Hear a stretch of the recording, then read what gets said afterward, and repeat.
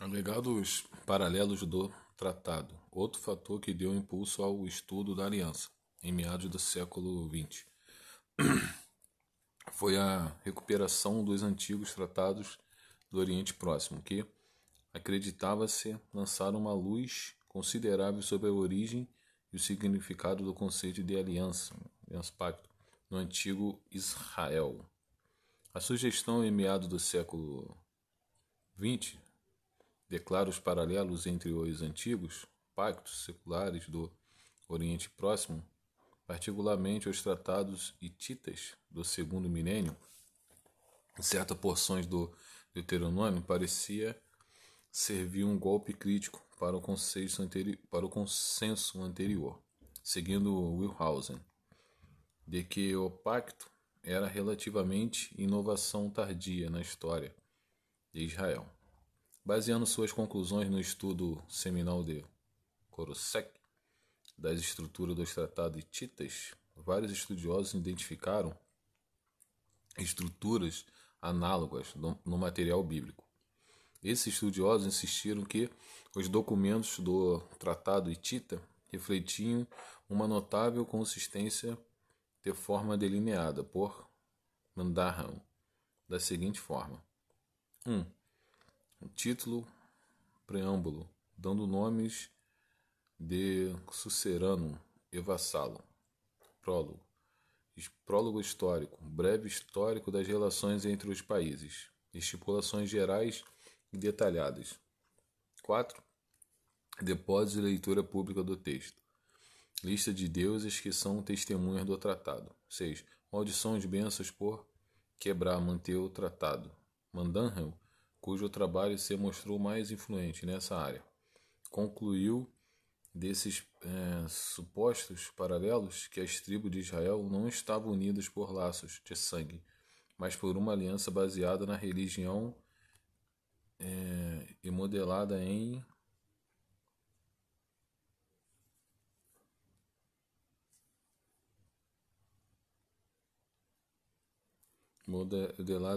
após os tratados sucerano, vassalo estabelecido pelos seguintes grandes reis de Tita. Após os tratados sucerano, vassalos estabelecidos pelo grande rei Hitita. Assim, a forma da aliança refletida nas tradições do Antigo Testamento, como Êxodo 20, 24 e Josué 24, pode ser datada de acordo. Em contraste com os tratados hititas do segundo milênio, os tratados assírios posteriores foram vistos como tendo uma forma mais simples e variada, sem prólogo histórico, com a possível exceção de apenas um tratado assírio, e com as testemunhas, antes das estipulações. Por isso, título, preâmbulo, 2. Testemunhas, 3 estipulações e 4 maldições e bênçãos. Assim, Manderham sustentou que quando os impérios surgiram novamente, notadamente a Síria no século VII a.C., a estrutura do tratado sucerano vassalo era notável diferente e, portanto, a ideia de aliança em Israel deve remontar pelo menos à área mosaica, ou seja, a última parte, o segundo milênio de Cristo. No entanto, quando o esboço acima para os tratados hititas foi geralmente aceito. Sir Hilles, 1969. Outros notaram com McCarthy, 1963, que o quarto elemento, depósito e leitura pública, é o menos fluente e, portanto, o omitiu no esboço ou então incluiu como parte das estipulações detalhadas e apresentou as estipulações em duas partes distintas: estipulações gerais e estipulações detalhadas. 27. Além disso, embora McCarthy concordasse com Mandarham que Israel usava forma de tratados do Antigo Oriente Próximo para descrever seu relacionamento especial com Yahvé, e ele estava muito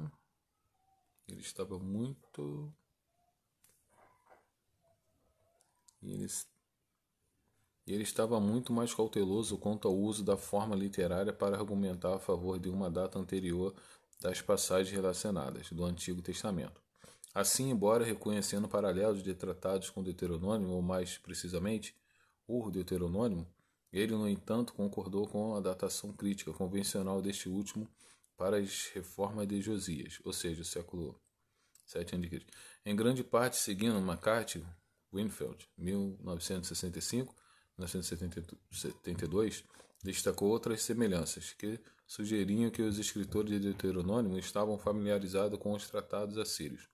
Embora o livro que eles produziram não fosse um pacto ou documento de tratado em si.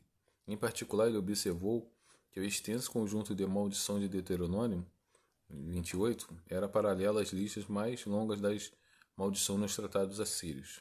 Além disso, ele destacou uma quantidade significativa de ideias compartilhadas, como de fidelidade indivisa, embora Winfield reconhece algumas discrepâncias significativas, como a ausência de prólogo histórico nos tratados assírios e uma diferença substancial em seu objetivo em relação ao código de lei central de Deuteronômio.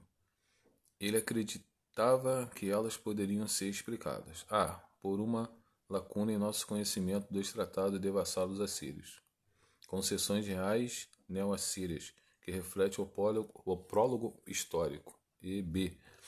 pela alegada coexistência em Deuteronômio de dois tipos de aliança, originalmente distintos, uma aliança da lei e uma aliança da vassalagem. Assim, embora inicialmente visto como apoiando a antiguidade da aliança na religião israelita, mais pesquisas sobre paralelos bíblicos com tratados com suzerano vassalo pareciam sugerir o contrário, e os estudos foram mais uma vez divididos.